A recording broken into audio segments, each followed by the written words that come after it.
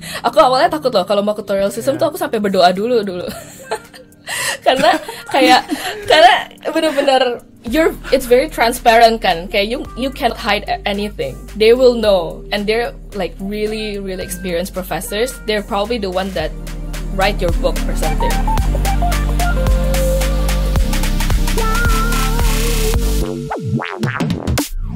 Hai teman-teman, selamat datang kembali di 15 menitan official podcast by Gardening, di mana kita membagi cerita generasi muda yang masih berjuang untuk masa depan mereka dan masa depan Indonesia. Seperti biasa, di sini ada host kalian Stefan dan ada co-host aku Nia. Hai Nia. Halo semuanya. Seperti biasa kita bakal menemani kalian dalam waktu 15 menit ke depan. Nah, today we have a really exciting guest ya, and she, nih the first clue, she comes from one of the most requested uni yang kita pernah, ya mungkin semua orang pasti tahu sih. Tanyain di Instagram. Orang tahu. Iya, kita tanya di Instagram kayak, kalian mau dapat guest dari uni mana? Kita langsung tahu. Ini pasti muncul gitu loh, kayak every single time. Jadi kamu mau spill nggak nih? Dia muncul dari mana? Ya sebenarnya aku yakin aku ngomongin juga pasti langsung pada ngeh sih ini universitas mana, karena ini adalah University of Oxford guys. Ya siapa yang nggak ngerti university ini? Oke, jadi mungkin ketika kita ngomongin Oxford ya, mungkin ya Oxford ada di Oxford, cuman who behind the podcast, this podcast episode itu ini kayak juga sebenarnya satu hal yang mungkin kalian juga udah pada tahu, karena yang kita undang kali ini adalah influencer yang sangat ternama sih sebenarnya di YouTube. That's the second clue ya Steph ya berarti. Ya, udah langsung aja lah. Daripada kita berlama-lama lagi langsung aja lah. Welcome Kezia Tanesha atau 15 Kezia menitan. Tanesha. Halo. Hai tadi semuanya. Udah senyum-senyum pas dibilang.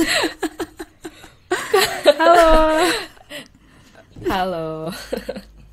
How's life there? Is everything's good with the COVID restriction and stuff? Yes, everything is good. Sekarang lagi spring nih di United Kingdom, di UK. Tapi entah kenapa weathernya masih 1 degree Celsius gitu ya. Jadi tiap hari nih kadang-kadang suka snow. Padahal ini spring tapi nggak kayak spring gitu. So very cold, but I'm very good now. Very healthy and happy. Good. Really happy to, happy is the most important part, karena underrated kan. Yes. Okay. I think all of our audience kayak, at least most of them know you kan from your YouTube channel, and which you're always sharing your career di YouTube and then Instagram and so on. And mungkin kita dalam waktu 45-60 menit ke depan kita bakal ngobrol tentang gimana sih pengalamanmu di Oxford, and then how's your journey, how you get into Oxford, kan kayak a lot of people really want to go to Oxford, and then feel kayak gimana sih Oxford. Kita we'll talk a lot about that, and also about your personal dreams and aspiration. So yeah, the first thing that I really want to discuss, we want to talk about is, kamu dari mana sih kok nyampe Oxford ceritanya? Maybe I will start with like, kenapa aku mau studi di luar negeri kali ya. Awal I think it was when I was like 9 years old or something. I already knew that I really wanted to study abroad. Jadi aku dari kecil udah kayak, wah aku pengen banget, pokoknya nggak kepengen uni di Indo. For some reason tuh kayak di hati aku udah kekeh banget gitu. Kenapa? Karena kayaknya at that point I was very like enak sama edukasi sistem di Indo. Jadi pas itu tuh aku lagi kayak enak banget ngafalin mulu gitu kan, kayak banyak suruh, kalau tes tuh suruh isilah dan lain sebagainya. Terus aku tuh definitely not a memorization person, bukan anak hafal sama sekali. So I was listening to a lot of stories from my friends yang studying abroad. Jadi at that point I think my brother, so koko aku juga lagi study in Singapore. And he told me a lot of like great stories, and it just like so intriguing to me how you can learn a whole new different culture, how you can just live in an entirely different country by yourself and becoming more independent, and then the education system as well, how different it is. And I just want to learn that. Terus that's why I just really wanted to go for that route. And I grew up in a very amazing family. So my dad, my mom, my brother, they're all like my lifelong role models, kind of. They're very intelligent, they're hardworking, they're such good leaders in their fields. And they kind of taught me how to be like more confident and to dream big. And at that point, dream big means they encourage me to bener-bener strive for the best, and Oxford is like the top universities at that point, and I was just like, okay, if I want to strive for the best, then let's apply to Oxford gitu. So that's how it started. It was just like, okay, coba-coba aja lah, that's my dream school, coba-coba. So I applied. I did not expect to get in, obviously, but here we are. Beda sekali teman-teman ya. No, of course. I did not the slightest bit expect to get in. Tapi, I guess dreams do come true. So, yeah. I feel like every single thing in my life, they kind of accumulate, like they're like my building blocks gitu. Jadi, they kind of shape me into who I am today. And maybe those experiences are the ones that got me into Oxford. So, I'm just really grateful for everything. Yeah. Yeah, it's really touching actually story. Tapi kayak one really remarkable for me itu kayak you mentioned kayak you were 9 years old even kan waktu ketika kamu kepingin have that big dream. Karena kamu udah anak with a lot of things that you experience in Indo kan. 9 years old kayak kita tuh waktu-waktu di mana most of us masih belum kepikiran mau itu cuma main doang kan, kayak sekolah it's not even a thing gitu. Saya kayak sekolah tapi ya udah sekolah aja gitu kan, terus kenapa gitu. And you only like think what do I want to do in the next couple years, and it's really remarkable. Sure. Yeah. And then ketika kamu apply Oxford, and you just mentioned you want to strive for the best kan. Do you have any kayak specific, kan sekarang kamu kuliah engineering and Oxford, is it like always the thing that you really always want to study engineering? Or like there's a lot of journey that leads to this kind of decision? Well, I know that I'm good at maths and physics. Terus I honestly can't imagine myself doing something else other than engineering. Kayak aku nggak bisa kayak bikin essay terus menerus gitu kalau misalnya kayak Nia gitu belajar di social science pasti social science, pasti humanities gitu. Aku udah gak bisa. Aku pengen kerjainnya something yang math, something yang problem solving. I remember dulu tuh sering kalau misalnya kayak pergi ke hotel gitu, ke luar negeri atau ke luar kota sama papa mamaku, papaku tuh selalu ambil notepad yang ada di dalam kamar hotelnya, terus dia bakal bikin puzzle for me and my brother.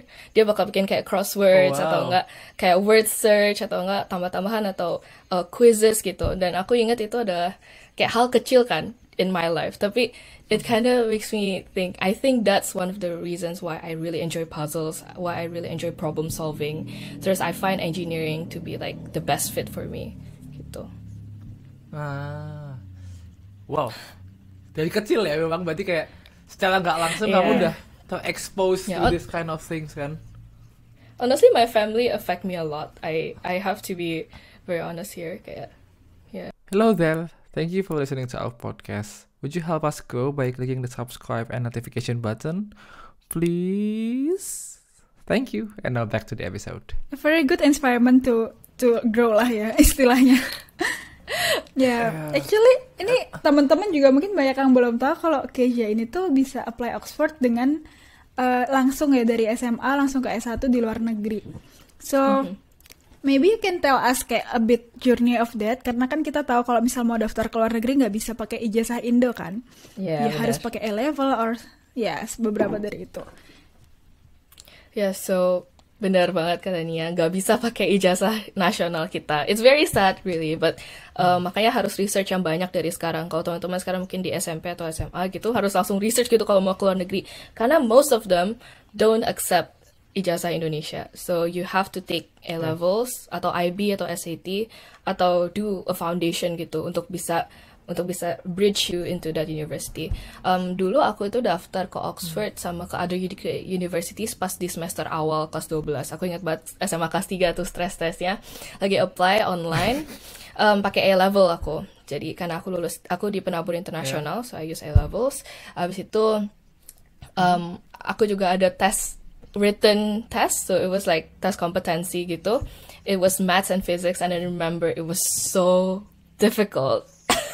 Bener-bener tesnya tuh kayak I couldn't even understand the question, dan at that point I knew that I wouldn't get in gitu, kayak aku udahlah papa mama aku nggak bakal masuk gitu kan. Tapi ternyata masuk. Ternyata lolos ke tahap selanjutnya, which is an academic interview. So this is like the last step. kinda academic interviewnya juga very stressful. I remember my principal, jadi kepala sekolah aku tuh sampai bantuin aku banget. She lent me her room, so I was doing the interview in her room with her Ethernet cable biar wifi-nya smooth banget. Terus my IT teacher juga nungguin gitu di luar. And it was just like the interview was me and two professors, I think.